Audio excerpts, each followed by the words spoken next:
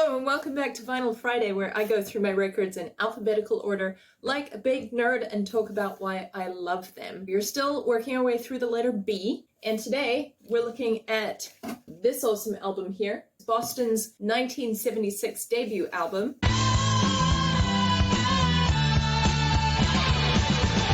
There's real economy to having an eponymous debut album. That word took me 3 goes. Because you don't have to take up extra cover space with a title and a name, and you get to do things like this glorious and unusual space age illustration.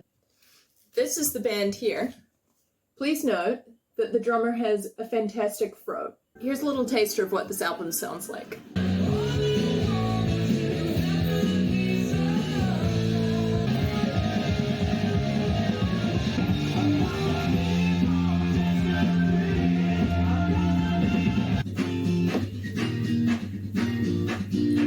I really love how clean that palm mute is. I'm just going to play that again very quickly, and then we'll get on with the rest of the teaser.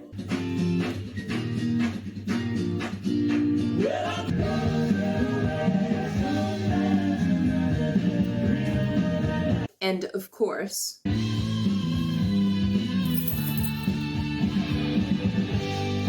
but today, we're going to be listening to a little song called Something About You. Now, the simple reason that I'm choosing this song is that I just think it has the prettiest melody of any of the songs on the album. So let's go ahead and break it down. I'll show you why I love it. So first off, it really takes its time to open this song.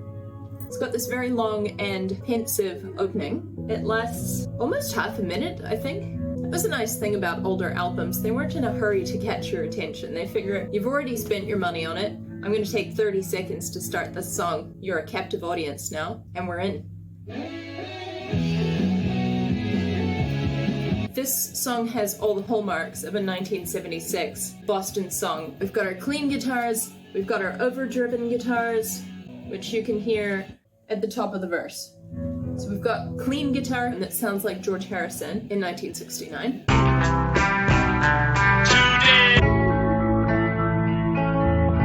I think it sounds like George Harrison too, because they're doing these arpeggios. And then overdrive. Rock and roll. Here we go. I would say that another hallmark of a Boston song is trills. Here's what they sound like in More Than a Feeling.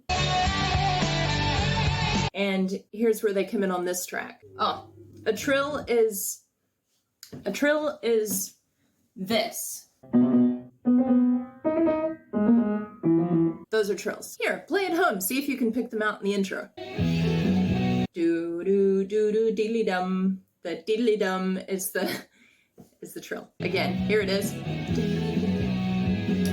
Big 70s 3-part harmonies. We love that. I mean, I love that. I think lots of people love that, so we love that. Wild vibrato on the guitar. It's when the note doesn't end flat. It doesn't just go. It goes. I hope that's enough of an explanation so that you can pick it out in the recording that I'm about to play. Here we go. That's a good one there. Every time there's a point where the note lingers, that's where you can hear the vibrato. Now, you could accuse this album of being a little bit too same, but I do think there's strong songwriting on this album. I also think that you could make the counter-argument that it's just very cohesive, that Tom Schultz's vision was very clear and he knew exactly what he wanted his music to sound like. So we'll go with that. Okay, now quite simply, there are 2 points in the melody of the song that really speak to my heart. You know when you hear a melody, immediately you're like, oh, that melts me a little bit. Here's one. Okay, and then the chorus. Again. To be honest, I could almost take or leave the rest of the song. No, that's not entirely true. If that were the entire song, I would be happy. I think it's beautiful. One of the reasons that I like that melody so much is that there's some great chords happening behind them, and for this, I think it's time we pay a visit to our piano correspondent. Okay, so we all know how I feel about chords. Namely, I love them, and this song has a whole lot of them. They're not fancy-pantsy chords, they don't have weird jazz voicings, but there are a lot of them. Here are a few of them in isolation. Leading up to the chorus, it goes, resolving to Okay, I've remembered how they go. In the lead up to the chorus, we've got these chords. And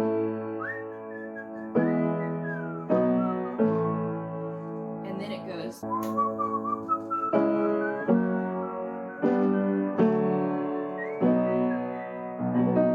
Now, as the song is in this key, that sets it up perfectly to resolve at the top of the chorus. We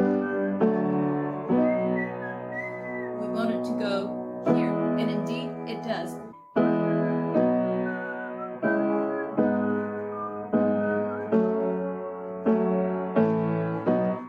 And again, we have that leading into, and then it feels done. It's not, there's another chorus.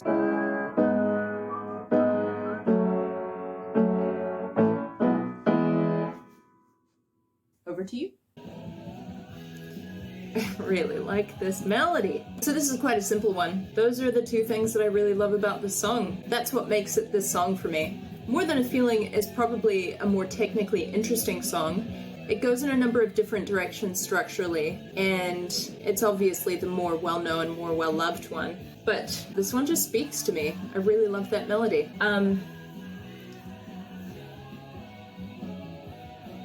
Every time I hear that chorus, and there are a lot of them in this song, they're really generous with their choruses, which I appreciate, because it's a good one. Oh, that bit's pretty catchy too. I think that's the thing that we often love in popular music, is when all the instruments drop out, and there's only one thing happening, and then everyone comes back in at once. I'll show you again. Instruments, building tension, everyone drops out, now, and in. You can't tell me that's not satisfying. You become accustomed to how much noise is happening, how much sound is happening, how many instruments are happening. You can become a little too accustomed to it, and the song starts to sound too samey. And then I think the thing is that it happens suddenly. Everything's taken away all at once, and then everything comes back all at once and hits you in the face. So it's like, it's like a very short palate cleanser. Like a really short palate cleanser. Two last points. I will readily admit that I don't know this album as well as I know some of my other albums, because, story time, my younger sister, she used to live with me for about 18 months, and it was really good. We're very close, but we ended up even closer than we had been. She got a full scholarship to do her PhD at Cambridge University in the UK, which is an opportunity that you don't pass up, obviously. As she was getting ready to leave, we started listening to Rick Beato videos together, partly to distract ourselves from the fact that she was leaving. He covered this album, and we went away and we were like, wow, that's really catchy, and we listened to it a bunch, and then she left, and now neither of us wants to listen to the album anymore, because although it's good, it's also very sad. When I bought this album, this LP, and put it on for the first time, I was sort of listening to it, I was enjoying it. I was sure that there was a song in particular that really struck me. I remember my sister and I really loving this song, and then it came on and I had to stop it because I suddenly had this overwhelming rush of emotions. Like, it hit me so quickly that I couldn't even really dissect what it was that I was experiencing, just that there was a lot of it. It's sort of like a nostalgia and a melancholy, but also just a deep sadness, because we were both deeply sad at that point in time.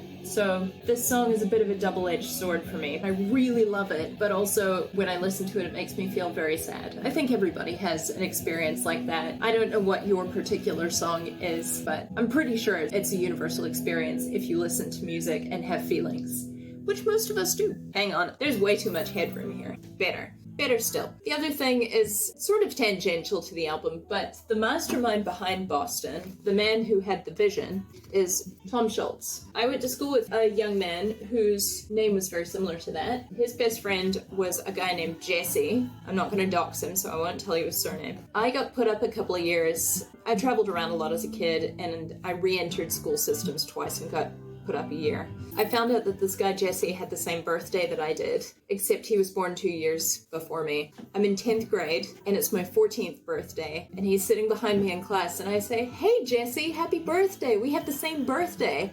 And he says back to me, "Yeah, except I'm not like 12. That cut me to my core. Like, it's not like I wasn't self-conscious about being a whole lot younger than my classmates. So if you're watching Jesse, that was a really thing to say. Not very nice at all. Made me feel very bad. Yeah, so when I listen to this album, I think of Tom Schultz, and then I think of Jesse, and then I think of sad 14-year-old Nancy being massively bummed out on her 14th birthday.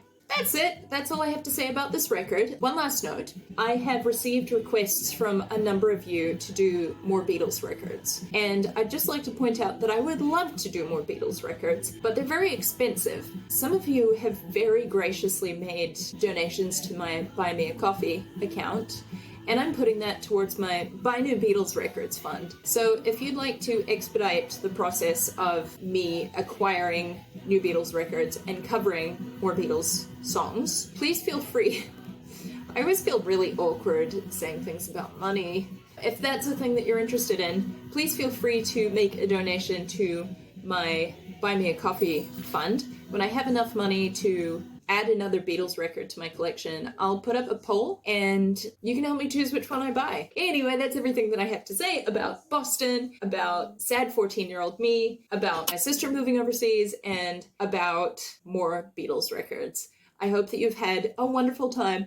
I have had a marvelous time. Thanks for hanging out with me. I'll see you here next week. Not to touch.